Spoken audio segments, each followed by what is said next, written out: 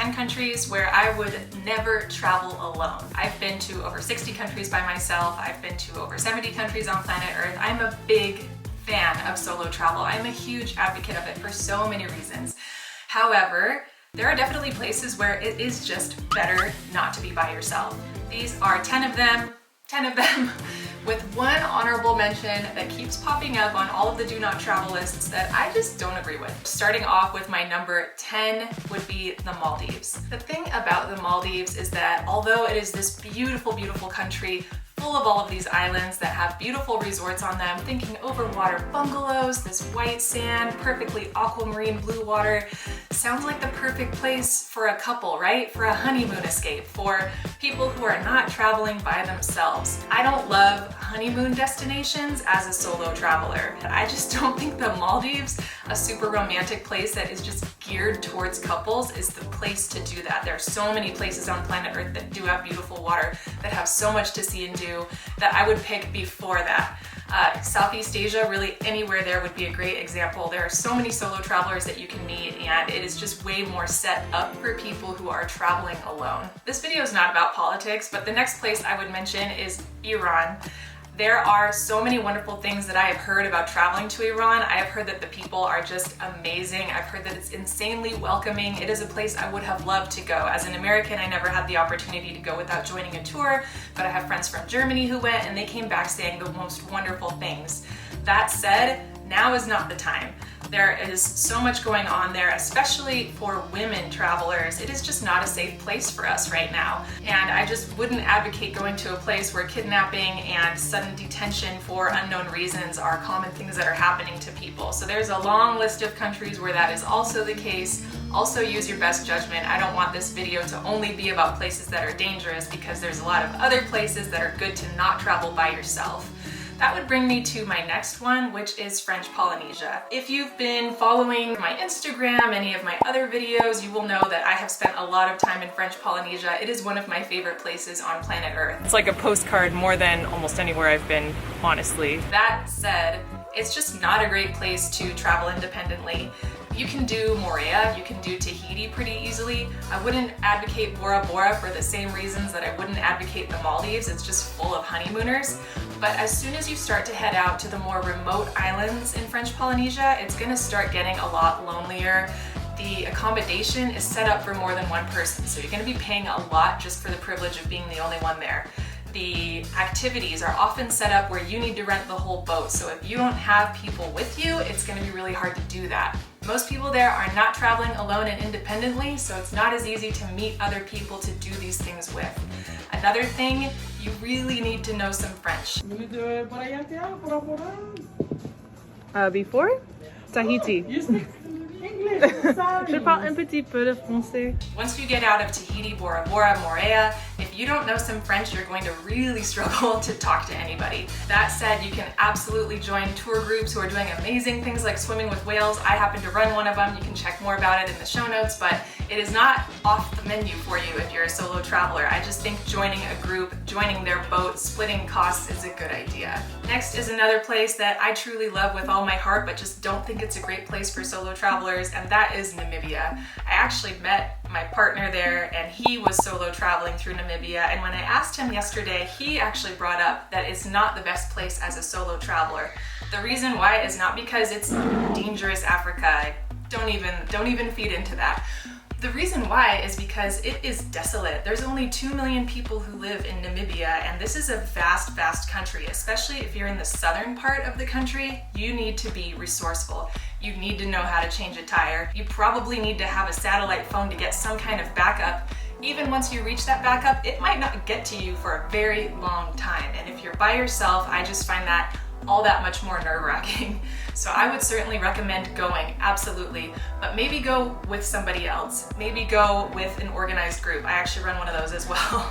This is not just to plug my tours, I promise, but this is just another country where I do run a tour there because, in my opinion, although I love traveling it independently, it's not something I would do completely by myself. Another one that is a little bit surprising because I'm eating my own words a little bit here. In the past, I've said that Las Vegas can be a great place to travel, and I'm backpedaling a little bit on that, I want to clarify that the Las Vegas Strip I don't think is a great place to travel alone. If you're going to Las Vegas to see the beautiful surroundings, and yes, the surroundings are beautiful, you've got the Valley of Fire, you've got Red Rock Canyon, you've got places to even ski.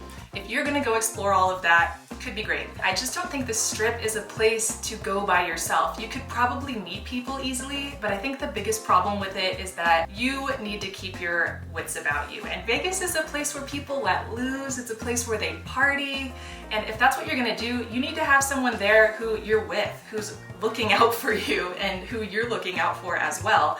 You don't want to get too intoxicated, and sometimes that's too easy to do, and you could end up with one of those stories that you don't talk about from Vegas. So in order to avoid that, I would just go with other people. Go to celebrate things, go to have fun with your friends, but don't go completely by yourself. There are just better places in the world than Vegas for that. Next one I hate to bring up because I do love this country is Chile.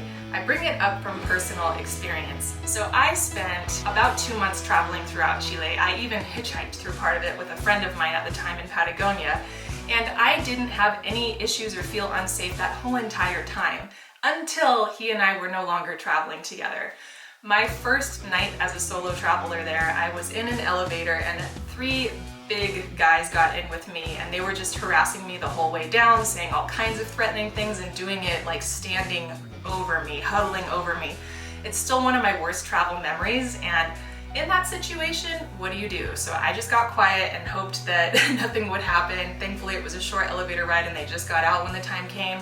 But it's not a situation I would want to find myself in again.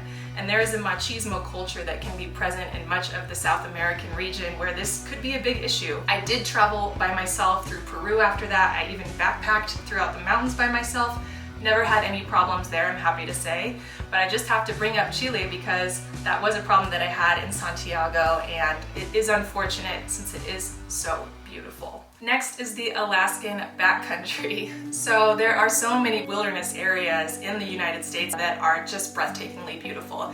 You can go to any national park in the US. You've got Yosemite, you've got Death Valley, you've got so many beautiful things to see here. Although you can get so remote and so alone and not see a person all day, if you want to, you can be around other people pretty quickly and easily within like an hour or 2 drive if you want that too. And so all of that is to say that I don't recommend the Alaskan backcountry because you don't have that same access, and it's not really the type of place where I would advocate solo hiking and solo backpacking. Even though this is my love, I love to solo hike, I love to solo backpack, some parts of Alaska are just too remote to be safe alone. If you fall, if you have an issue, if you break something, if you're knocked unconscious, no one's going to be able to get help for you, and you're going to be so remote that no one's going to know where to look for you. So I wanted to ask my community on Instagram for more ideas, more experiences that they'd had at places that they didn't feel were good to travel alone, and this is what they said. Morocco came up several times.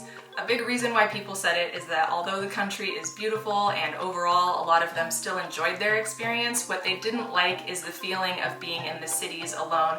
They felt that they were, using their words, harassed a lot, that there was a lot of just unwanted attention as well, especially for the women on their own. It's not a place I've actually been, and part of the reason why is because I've heard things like that about it, and although I would love to go, I personally would prefer to do it with a friend, with Garrett, or with a group. Another one was Brazil, and it's not because Brazil wouldn't be a wonderful place to travel. I mean, there is so much going on in that country. You've got the jungles of the Amazon, you've got beautiful waterfalls, you've got so many famous things to see.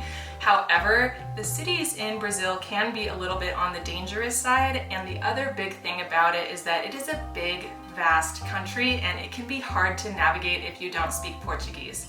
There's a lot of countries in this world where if you cannot speak the local language, it will be harder for you.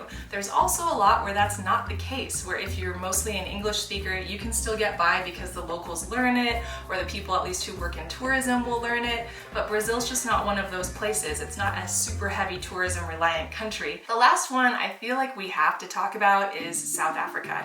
It has come up on so many lists when I was doing research for this video of places that are dangerous to travel by yourself. And I will not deny that it is a dangerous country. I think everybody knows that. There's a lot of violent crime, unfortunately. There's a lot of muggings. And I will tell you right now that I've traveled there 3 times by myself quite successfully and had the best time. I met so many people. The locals there of every background were so amazingly welcoming to me. There's very few places I've been that were like that. I think what you need to know is to just be very careful. You can't have anything showing in your car because the break-ins are common and carjackings too. You just need to know that in the cities, you don't walk. You don't walk anywhere, especially by yourself. So these are just things to keep in mind when you're traveling in South Africa. Would I recommend it to someone who has never traveled alone anywhere? Maybe not, because there's other places you can go where it's going to be easier, and I think easy is great when it's your first time. But I just had to address it because it is one of my favorite countries. I will always love South Africa, and you just never know. One person's bad solo experience can be someone else's amazing experience. So I'm actually curious to hear from you.